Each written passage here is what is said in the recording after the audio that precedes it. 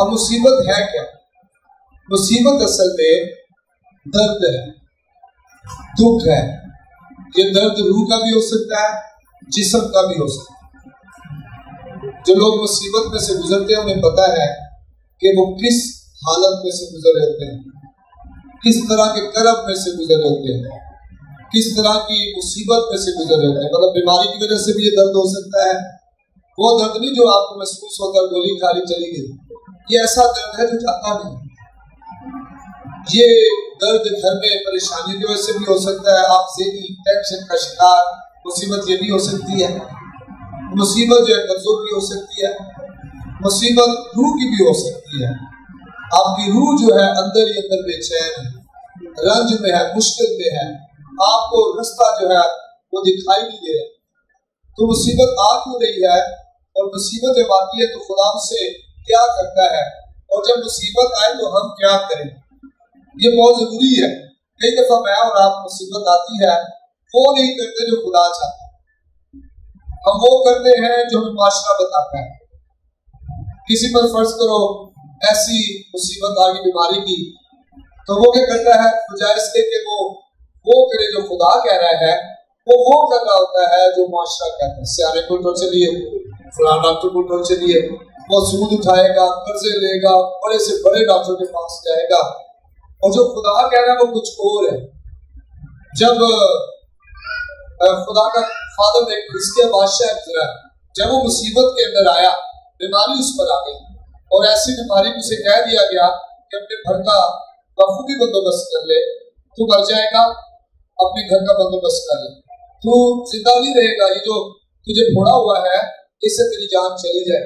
नबी ने आकर बताया उसे, लेकिन उसने क्या किया, उसने कोई, हालांकि बादशाह था, कोई शाही तबीब नहीं बुलाया, लेकिन उसने एक काम किया, उसने दीवार की तरफ मुंह कर दिया और खुदा के हुजूर रोना शुरू कर दिया, दुआ करना शुरू कर दिया। और उसका नतीजा क्या निकला? उसका नतीजा ये निकला कि जो शख्स बताने आया था कि तू मर जाएगा, अपने घर का बखूबी बंदोबस्त कर ले, वही नबी, ये सारा नबी वापस उसे खुदा भेजता है कि जा मेरे बंदा को जाके बता कि मैंने तेरी उम्र में क्या कर दिया है, इजाफा कर दिया, 15 साल बढ़ा दिए। आमीन। चुनाव हमारा है, मुसीबत में हम चुनाव क्या करेंगे। कर्जा हो गया है, लोग कई दफा जाते हैं जनाब सूदखोरों के पास, बैंकों के पास, रिश्तेदारों के पास कि हमें पैसे दो, हमें कर्जा उतारना है। हम किसके पास जाए? खुदा क्या कहता है? जो बाइबल कहती है वो करें, बजाय इसके कि हम जो है वो करें जो हमें लोग कह रहे हैं। बाइबल कहती है मुसीबत के आने की वजह, मुसीबत जो आ रही है उसकी एक वजह है, और जैसी वो वजह पूरी हो जाती है मुसीबतें जाना शुरू हो जाती है। तो खुदा मुसीबत के वसीला से तब्दीली करता है। आमीन। खुदा मुसीबत के वसीला से तब्दीली करता है, हमारी जिंदगी बदल देता है, हमारा उठना बैठना बदल देता है, हालात बदल जाते हैं। लेकिन जैसे ही हम बदलते हैं हर चीज बदलना शुरू हो जाती है। आइए निकालें दूसरा ग्रंथियों उसका 4वां बाब और उसकी 17वीं आयत। दूसरा ग्रंथियों 4वां बाब और उसकी 17वीं आयत। देखिए, क्योंकि हमारी दम भर की हल्की सी मुसीबत, थोड़ी सी दम भर की हल्की सी मुसीबत हमारे लिए अज हद भारी और अबदी जलाल पैदा करती है। आमीन, आमीन, आमीन। क्योंकि हमारी दम भर की हल्की सी मुसीबत हमारे लिए अज हद भारी और अबदी जलाल पैदा करती है। अगर मुसीबत आई है हम पर और हम उस मुसीबत में खुदा के कलाम के मुताबिक रहे हैं, तो आपकी जिंदगी में भारी जलाल पैदा होगा। Hallelujah, hallelujah. आपकी जिंदगी में लोग खुदा की कुदरत को देखेंगे और वो कहेंगे, हम सोच रहे थे अब ये नहीं छूटेगी, अब ये नहीं छूटेगा, अब ये नहीं बचेगा, लेकिन हमने देखा है खुदा का जलाल आपकी जिंदगी में जाहिर हो रहा है। हर मुसीबत और हर मुश्किल के पीछे खुदा का कोई न कोई मकसद होता है। ये ज़हन से निकाल ले कि जनाब ये मुसीबत तुझ पे आ गई है, ये हो गया, वो हो गया, मैं कर्जों में दब गया, मेरे तनख्वाह में कमी आ गई, मैं जनाब बहुत दुआएं कर रहा, मेरे मामले हल नहीं हो रहे हैं, मुझ पे बीमारी बड़ी आ गई है। हर एक मुसीबत जो आ रही है उसके पीछे खुदा का कोई न कोई मकसद होता है। देखिए, खुदा ना हमें आजमाता है और ना बदी से आजमाया जाता है और ना बदी से आजमाता है, ये ज़हन में रखें। हर एक जो आजमाइश है वो हमारी ख्वाहिशों की वजह से आती है। जब हम ख्वाहिशों में फंस जाते हैं, फंस कर खींच कर हम फिर आजमाए जाते हैं, ख्वाहिश हमला हो जाती है, गुनाह हो जाती है, फिर हम उस मुसीबत में फंस जाते हैं। अब जब हम फंसते हैं तो ये ज़हन में रखें आप कि खुदा चाहता नहीं है कि आप मुसीबत में पड़े रहे, खुदा चाहते हैं आप मुसीबत में से निकले। आमीन। आप कर्जों की मुसीबत में से निकले, बीमारियों की मुसीबत में से निकले, आप जनाब दुखों की मुसीबत में, रूहानी मुसीबतों में से निकले। खुदा की ये ख्वाहिश है। खुदा जो है वो हालात के जरिए हमारे किरदार को तामीर कर रहा होता है, हमारे किरदार को तैयार कर रहा होता है, बना रहा होता है, संभाल रहा होता है। अगर आप कहें जी एक माली अगर दरख्त की काट छांट ना करे तो क्या होगा? क्या होगा? दरख्त खूबसूरत नहीं होगा, ऊंचा नहीं जाएगा, वो अच्छा फले बढ़ेगा नहीं, वो फैल जाएगा, जड़ी बूटियों की तरह, झाड़ियों की तरह रहेगा। तो माली दरख्त की काट छांट करता है इसलिए कि वो चाहता है कि दरख्त खूबसूरत, अच्छा, ऊंचा, बड़ा और फलदार हो। और अगर माली ये कहो जी दरख्त को दर्द होगी इसकी डालियां काटने से, इसकी कोपलें काटने से, दरख्त को दर्द होगी, मैं इसे नहीं काटता, मैं इसे नहीं छांटता, मैं इसकी तराश खराश नहीं करता, तो कभी भी दरख्त या खूबसूरत नहीं लगेगा। इसी तरह पुराने वक्तों में, आज के दौर में स्टूडेंट्स नहीं करते, लेकिन पुराने वक्तों में जब मैं भी छोटा था और मैं पंजाब के अपने ननियाल के पास जाता और पढ़ने जाता, तो हम जो है वो कलम और दुआत यूज करते हैं। काने का जो काना है उसके साथ कलम बनाई जाती, हमारे जनाब बैग में काने होते, चाकू होता, दुआत होती, और हम वो कलम जो है बनाते, और उससे जितना खूबसूरत अच्छा उससे तराशा जाया जाता था उतना ही अच्छी उससे राइटिंग होती। आज भी जब खुदा मुसीबत के जरिए से आपके किरदार को बनाता है, असल में खुदा आपको ज्यादा खूबसूरत, ज्यादा मोतबर, ज्यादा अच्छा बना रहा होता है। आपकी इज्जत बढ़ रही होती है, आपका मर्तबा बढ़ रहा होता है, आपका मुकाम बढ़ रहा होता है, और आप मुआशरे में आला जो है वो नजर आना शुरू होते हैं। आप और कोई ऐसे लोग भी हैं जो गुनाहों में पड़े हुए हैं, और ऐसे भी हैं जो मुसीबत में से गुजर कर बाहर निकले हैं, उन दोनों की जिंदगी में आपको तब्दीली नजर आए। वो शख्स जो सिर्फ गुनाहों में पड़ा हुआ है, मुसीबत को बर्दाश्त करता आगे बढ़ता जा रहा है, तब्दीली नहीं लेकर आ रहा, आप उसकी जिंदगी में ना तब्दीली देखेंगे, ना बहाली देखेंगे, ना ही खुशहाली देखेंगे। लेकिन वो शख्स जो गुनाह में पड़ा, मुसीबत आई और उसने अपनी जिंदगी बदलना शुरू की, अपनी जिंदगी में से वो चीजें निकालना शुरू की, आप उसकी जिंदगी में तब्दीली देखेंगे, बीमारी को ज्यादा देखेंगे, खुशहाली को आगे देखेंगे, घर में बरकत देखेंगे, उसके हालात बदलते देखेंगे, और जिंदगी जो है वो बदल देगी। खुदा हालात के वजह से हमारी की क्या करता है? तामीर करता है, हमें बनाता है, हमें संभालता है। हमें यीशु की मानद बनाने के लिए खुदा हालात का बकसरत इस्तेमाल करता है। कुम्हार जब मट्टी को कूटता है, डंडे उस पर बरसाता है, हो सकता है मट्टी कहती हो क्यों मुझे डंडे पड़ रहे हैं, लेकिन उसको कूट कर उसको छानता है, उसमें से कंकर, उसमें से जड़ी बूटी घास फूस निकालता है, गुनाह उसमें से निकालता है। क्यों? ताकि बर्तन अच्छा बने, बर्तन मजबूत बने, बर्तन खूबसूरत बने। जब कुम्हार उंगली और अंगूठे का जोर लगाए तो कंकर अगर आ जाएगा तो बर्तन कट जाएगा, खराब हो जाएगा, फिर उसे फेंकना पड़ेगा एक साइड पर, फिर वो पड़ा रहेगा, फिर सूखेगा, फिर कुम्हार उठाएगा, फिर कूटेगा, फिर छानेगा, और एक लंबा प्रोसेस चलता रहेगा, चलता रहेगा, चलता रहेगा।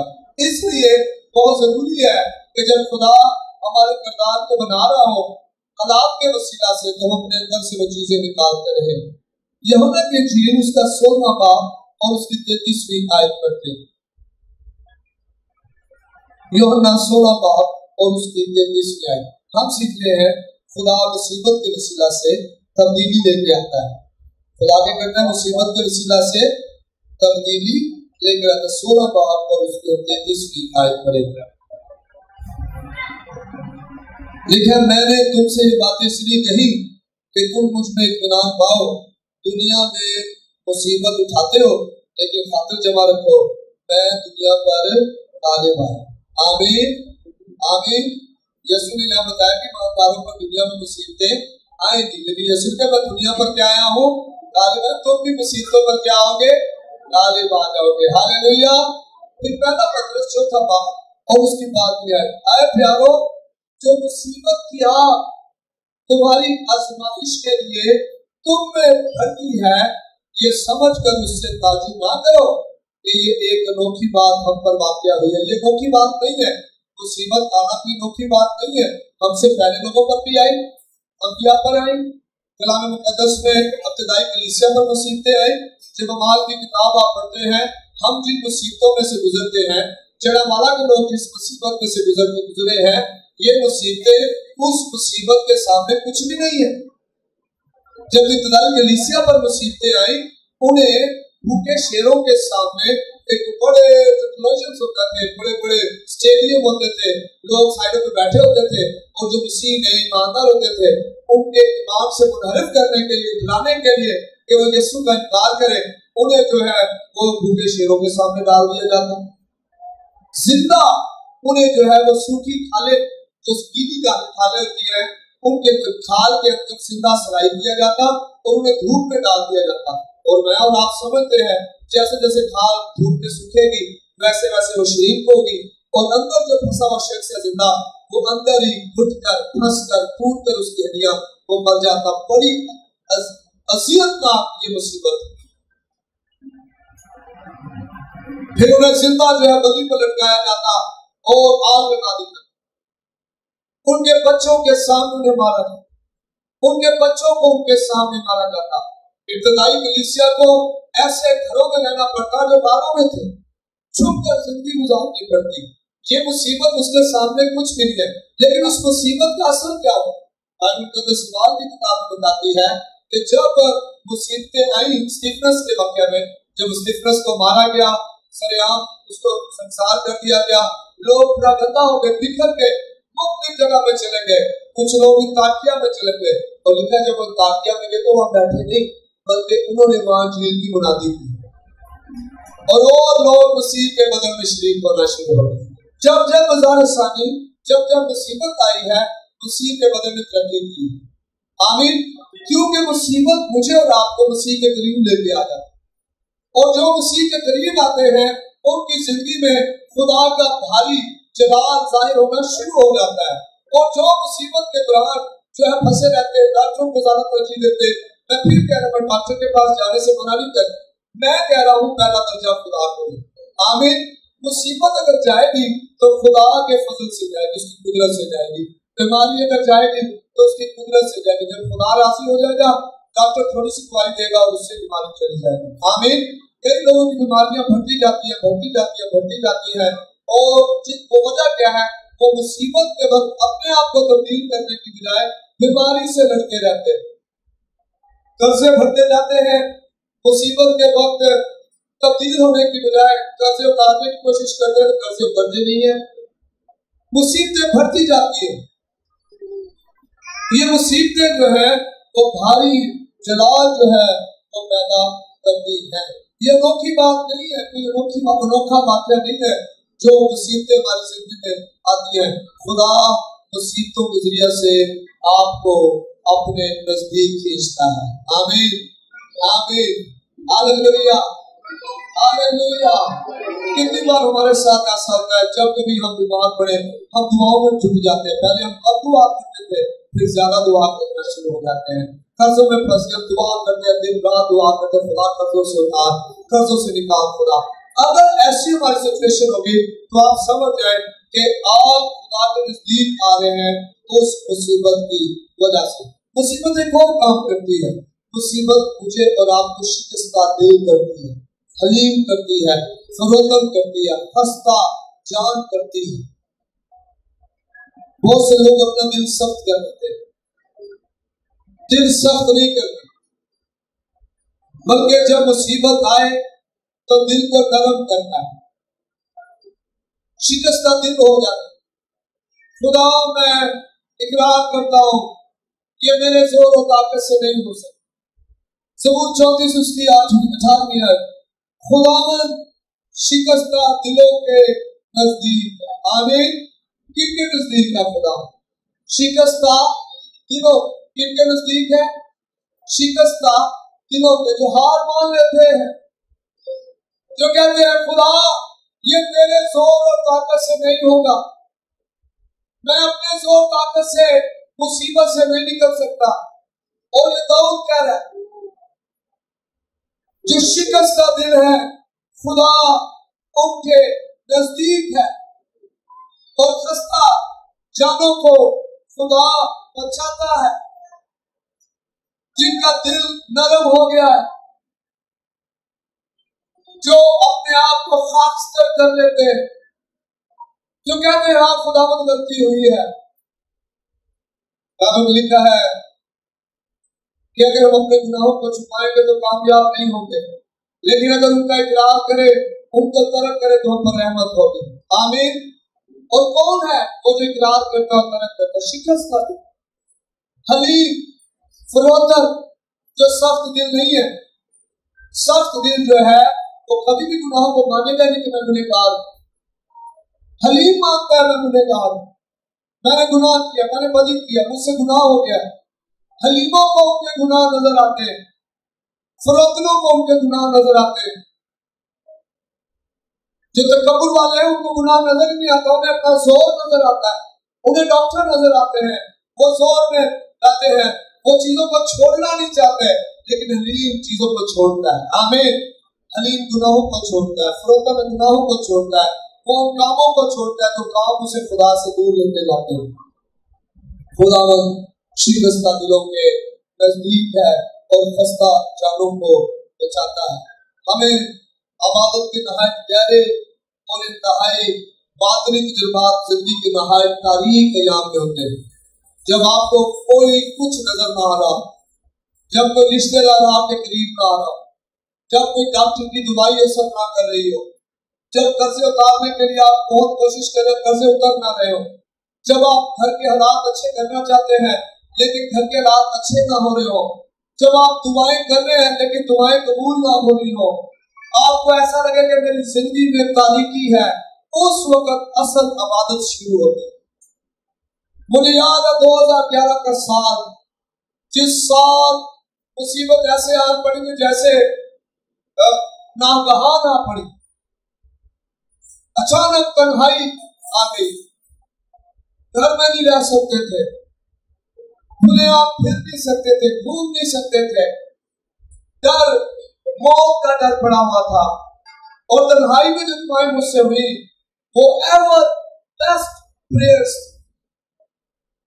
जो मैंने कभी की हो, जो मेरा वक्त गहरे तजर्बे से गुजरा खुदा के साथ, बातनी तजुर्बा, मेरा अपना तजुर्बा जो अंदरूनी, वो उस वक्त हुआ जब मैं तारीख दौर में से गुजर रहा था, मुसीबत में से गुजर रहा था, अकेला हो गया था और मौत जो पीछा कर रही थी। जब आप मुसीबत में हो, आप सोच रहे हो कि मैं अकेला हूं, मेरी कोई मदद नहीं करने आ रहा, उस वक्त शिकस्ता दिल हो, कबूल करने के मुझे खुदा की जरूरत, कबूल करने के खुदा मुझे तेरी जरूरत, मैं तेरे बगैर इन हालात पर गालिब नहीं आ सकता, मैं तेरे बगैर खुशहाल नहीं हो सकता, मुझे तेरी जरूरत है, मैं अपनी जिंदगी तुझे देता हूँ। और आप यकीन माने, जब आप अपने दिल को पानी की मानिंद उधेड़ लेंगे, जब आप अपने आप को खाली कर देंगे, उस मुसीबत में आप अपने खालिक हकीकी के साथ हकीकी रिश्ता कायम कर लेंगे। अब आप होंगे, आपका खुदा होगा, आपकी मुसीबतें आपसे दूर होना शुरू हो, तन्हाई जाना शुरू हो जाएगी, मौत के बंधन टूट जाएंगे, कर्जे उतरना शुरू हो जाएंगे, खुदा की हजूरी आपकी जिंदगी में बढ़ती चली जाएगी। आप दुआ करेंगे, खुदा ऐसे सुन रहा होगा जैसे वो करीब ही आपके बैठा हुआ। आमीन। झूठे उसने मुझसे दिल लगाया है, इसलिए मैं उसे छुड़ाऊं। खुदा शिकस्ता दिलों के करीब है और बरकत का राज हमेशा से दिल के साथ जुड़ा हुआ है। ये मत सोचे कि मैं अगर 5 दिन हफ्ते में चर्च चला जाऊं, मैं दुआएं करूं, मैं रो रो के दुआएं करूं और मेरी जिंदगी बदलनी ना हो, मेरा दिल शिकस्त का दिल ना हो, तो मेरी जिंदगी में जो खुदा की कुदरत नजर आएगी। ऐसा नहीं होगा। खुदा उनके नजदीक है जो शिकस्त का दिल है, क्योंकि उसने मुझसे क्या किया है, दिल लगाया है, इसलिए मैं उसे क्या करूंगा, छुड़ाऊं। और जैसे ही मैंने अपने दिल को बदला, अपने दिल को खाली किया, अपने आप को खुदा के हुजूर पेश कर दिया, और मैं आपको बताना चाहता हूँ मुसीबत जो है वो टिकी भी नहीं। ना उसने मेरा पैसा खाया, ना मेरी सेहत खाई, ना मेरे बदन को खाया, ना घराने को खाया, बल्कि उस मुसीबत से खुदा ने निकाल दिया। आमीन। ज़बूर अकाल में जब उसकी 14वीं 15वीं 16वीं आयत आप पढ़ते हैं तो वहाँ लिखा है कि क्योंकि उसने मुझसे दिल लगाया है, इसलिए मैं उसे छुड़ाऊंगा, मैं उसे सरफराज करूंगा, क्योंकि उसने मेरा नाम पहचाना। मैं मुसीबत में उसके साथ साथ, मैं उसकी दुआ को सुनूंगा, उसे इज्जत बख्शूंगा। खुदा फिर हमारे साथ साथ होता है और हमें इज्जत भी बख्शता है। खुदा ने ऐसा ही किया। यूसुफ को खुदा कैद से बाहर रख सकता, खुदा कादिर मुतलक है, लेकिन उसने ऐसा नहीं किया। खुदा ने यूसुफ को मुसीबत में पड़ने दिया, गुनाह भी नहीं किया। खुदा ने मुसीबत में पड़ने दिया, उसे भाइयों ने मारा कूटा, उसके अपने भाई उसके खिलाफ हो गए हैं, उसे कुएं में फेंक दिया, उसे बेच दिया, दूसरी जगह फिर बेच दिया, फिर कैद में डाल दिया। खुदा ने पढ़ने दिया। दानियल को शेरों की मार में डालने दिया। पहले अपने घर से जिलावतन हो गए, गुलाम बनकर जब नबूकदनेस्सर उन्हें लेकर आ गया, फिर जनाब को गुलामी में रहे, और फिर जनाब गुलामी में भी जब उन्होंने खुदा के साथ चलते रहे, तो मुसीबत ऐसी आ गई कि जनाब शेरों की खाली कार में भी डालना पड़ा। जो शेर भूखे शेरों की कार है, उसमें उसे डालना पड़ा। खुदा ने रखने दिया कि जाने दे। यिर्मयाह को दलदली घड़े में फेंकने, खुदा ने नहीं बचाया, उसे जाने दिया। पलूस को 3 बार जहाज टूटने की मुसीबत में खुदा ने जाने दिया, नहीं बचाया। 3 इब्रानी नौजवान सदरक, मेशक, अबदनगो को खुदा ने आपकी मिट्टी में जाने दिया। खुदा चाहता पहले बचा सकता था, लेकिन आप हैरान हो जाएंगे, खुदा ने उस मुसीबत के बीच में खड़े होकर नहीं बचा। आमीन। आप उनका रवैया देखें, उन्हें कहते ऐ बादशाह, हमारा खुदा हमें बचाने की कुदरत रखता है, लेकिन अगर वो नहीं भी बचाएगा, हम फिर भी तेरी बनाई हुई मूरत को सजदा। आमीन। कैसा खूबसूरत रवैया उसका। दानियल क्या कहता है? दानियल को कहा गया कि जनाब बादशाह ने हुक्म जारी किया है, सिर्फ बादशाह की इबादत करनी है, किसी और खुदा की इबादत नहीं करनी। जो कोई बादशाह के अलावा किसी की इबादत करेगा, उसे फिर भूखे शेरों की कार में डाला जाएगा। जब दानियल को पता चलता है तो दानियल दुआ नहीं छोड़ता। दानियल हस्बे मकबूल अपनी रवायत के मुताबिक जैसे वो डेली करता था, वैसे ही बाला खाना में गया, मशरिक की तरफ जो खिड़की खुली उसे खोला और दुआ करना शुरू। खुदा का फरिश्ता कार में था, शेरों के दरमियान, उसने शेरों के मुंह क्या कर दिए। और अगर आप शेरों की भूख को और शेरों के गजब को देखना चाहें तो आप पढ़े दानियल की किताब, वहां पर लिखा है कि जब इसको निकाल लिया गया और 120 सरदार जो दूसरे वजीर थे उनको और उनके बीवी बच्चों को जब फेंका गया, तो शेरों ने उनकी हड्डियां भी जमीन तक नहीं लगी। ऐसे गजबनाक शेर, ये अकेला है, इसके लिए तो ज्यादा लड़ाई होनी थी ना। और वो 120 वजीर, उनके बीवी बच्चे, उनको फेंका गया और शेरों ने उनकी हड्डियां भी जमीन तक ली। जब खुदा मुसीबत से छुड़ाता है, मुसीबत चाहे जितनी बड़ी बड़ी हो, खुदा आपको छुड़ाने में काबिल है। वो खुदा जो शेरों की मान में से दानियल को बचा सकता है, वो खुदा जो आग की भट्टी में से सदरक, मेशक, अबदनगो को निकाल सकता है, वो खुदा जो 3 बार जहाज टूटने से, मौत के फंदे में से पलूस को बचा सकता है, वो खुदा जो यूसुफ को कैद में से निकाल कर मिस्र का हाकिम बना सकता है, वो खुदा यिर्मयाह को जो दलदल में से निकाल सकता है, वो खुदा आपको नहीं छुड़ा सकता, वो खुदा आपको निकाल सकता है। ये मुसीबतें हमारी तब्दीली के लिए, हमें तब्दील करने के लिए, हमें खुदा के नजदीक लेके जाने के लिए। लेकिन उसने ऐसा नहीं किया, उसने मुसीबत आने दी और नतीजा क्या निकला कि वो खुदा के और करीब आ और उनका पर्सनल जाती तजुर्बा खुदा के साथ हो गया और जाती तजुर्बा हो गया। दूसरा ग्रंथ उसका पहला बाब उसको मांगा, बल्कि अपने ऊपर मौत के हुक्म का यकीन कर चुके थे। पौलुस की बात कर रहे हैं दूसरे ग्रंथियों में, पौलुस कह रहे हैं कि बल्कि अपने ऊपर क्या कर चुके थे, मौत के हुक्म का यकीन कर चुके थे, ताकि अपना भरोसा ना रखे बल्कि खुदा का जो मुर्दों को जिलाता है, खुदा मुर्दों को जिंदा कर सकता। उन्होंने जी ठीक है मर जाना है, लेकिन साडा भरोसा खुदा के मर भी जाके खुदा फिर भी जिंदा कर देगा। Hallelujah hallelujah hallelujah. खुदा के फरजंद पर जो गुजरता है, आप ये मत सोचे कि खुदा को पता नहीं।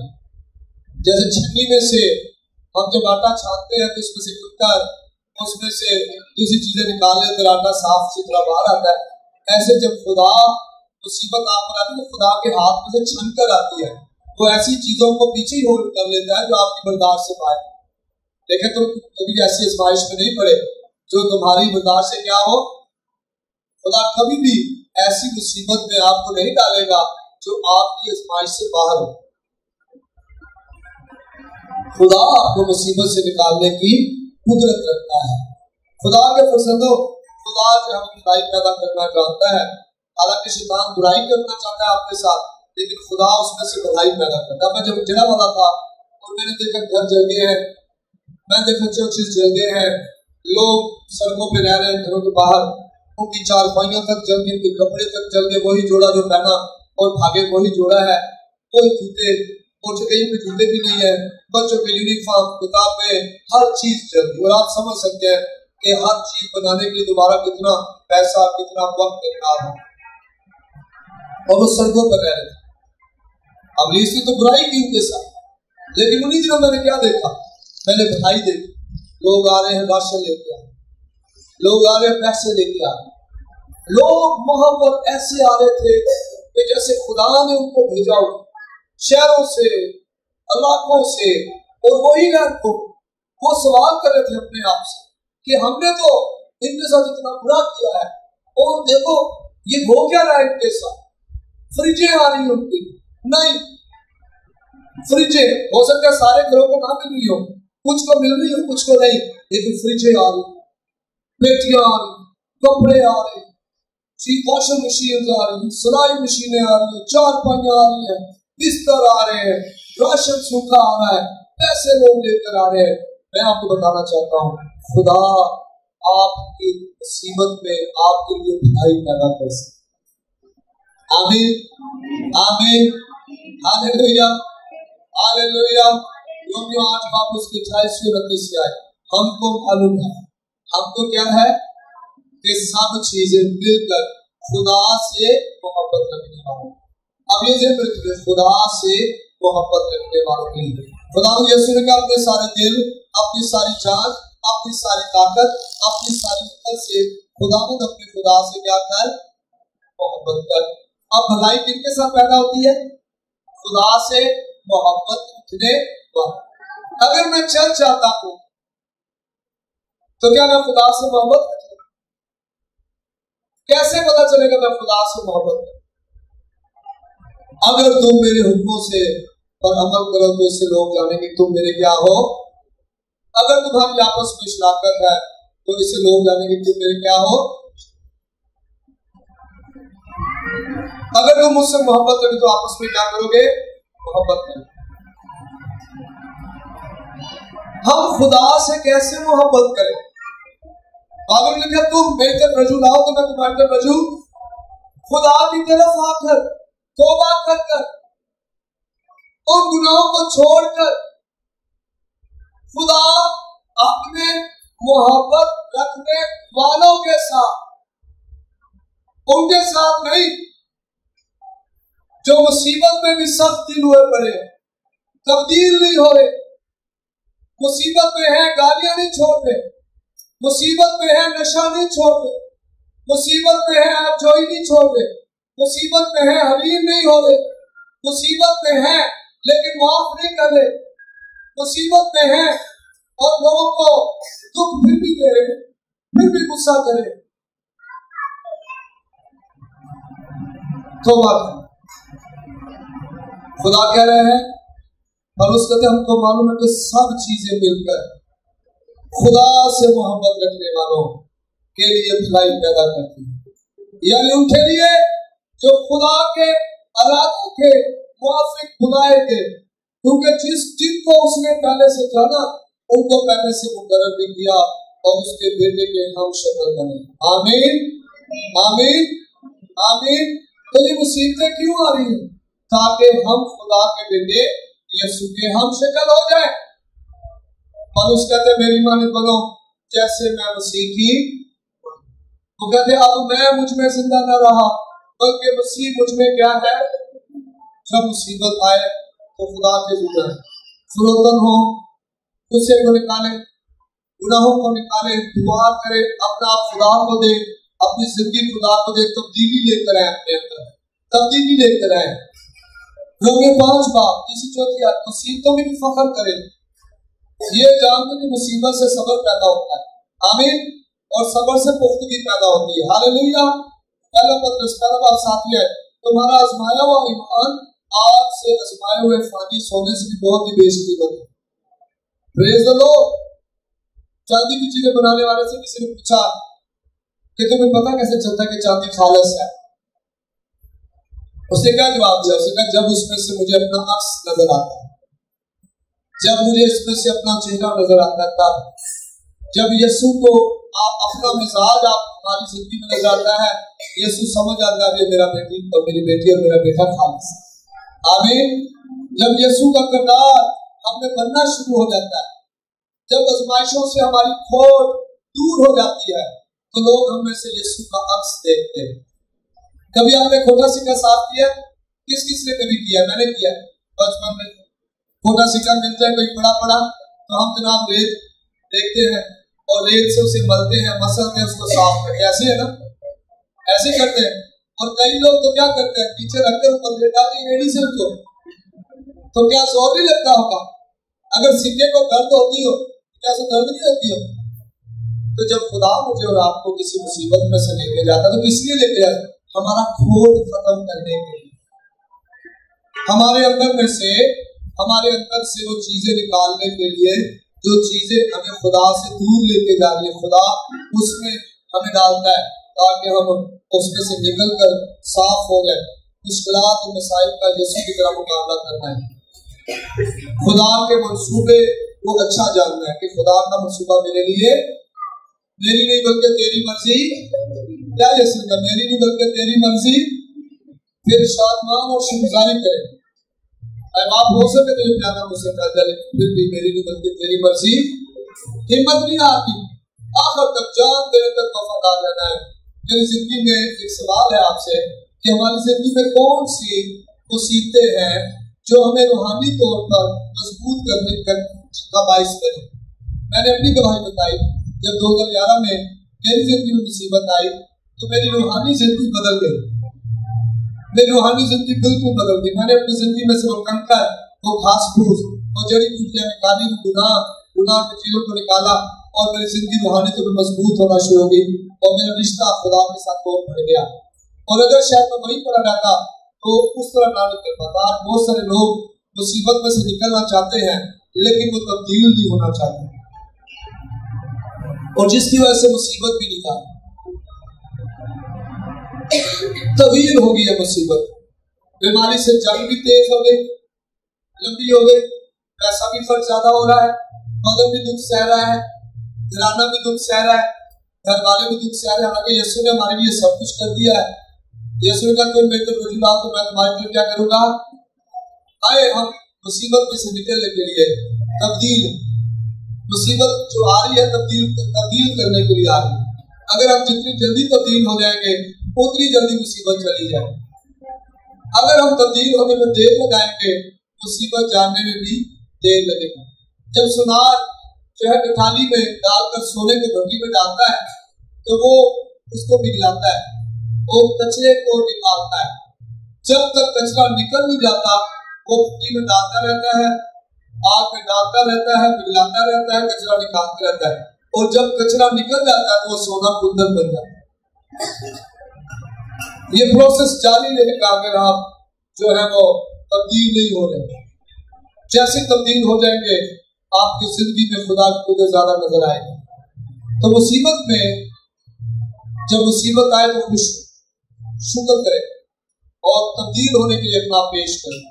उन चीजों के बारे में जाने जो चीजें आपको खुदा से दूर लेके जा रही हैं, और खुदा आपकी मदद करेगा और बहुत से आपके वसीला से यीशु को जला देंगे। आमीन।